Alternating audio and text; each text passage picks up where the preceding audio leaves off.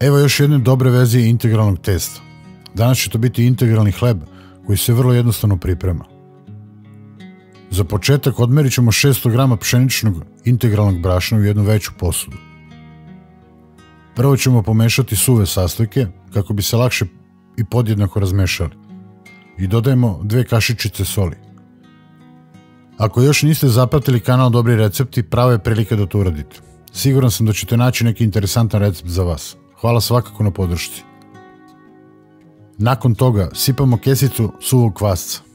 Kao što sam već rekao, neke bitne razlike između suvog i svežeg kvasca nema.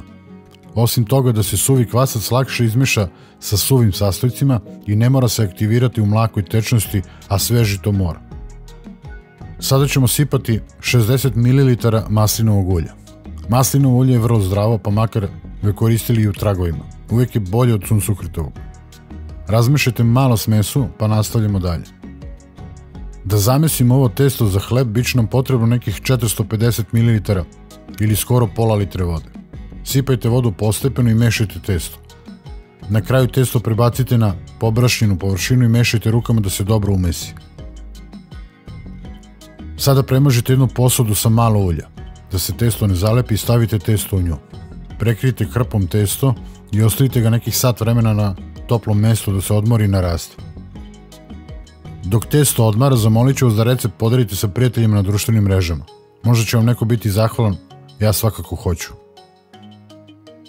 Kada je testo odmorilo, izvadite ga iz posude i premesite ga još jednom lagano. Nakon toga ga prepolovite i napravite 2 veknice hleba i stavite ih na pleh za pečenje preko kojih ste stavili papir za pečenje i malo brašna. Možete i jednu veću veknu da napravite vi, birajte. Veknice prekrijte sa krpom i ostavite testo još nekih pola sata da odmori i naraste. Možete ga posuti sa malo susama ili nekim drugim semenkama po izboru. Rernu zagrijte na 200 stepeni i pecite hleb nekih 30 do 40 minuta. Svakako pratite što se dešava u rerni. Kada dobije zlatno žutu boju, to je to. Ostavite ga da se malo prohladi, nakon toga možete uživati u ovom odličnom hlebu, a opet napravljenom od integralnog brašna koje je mnogo zdravije od običnog belog brašna. Nadam se da vam neće biti teško da ovom receptu date jedan like.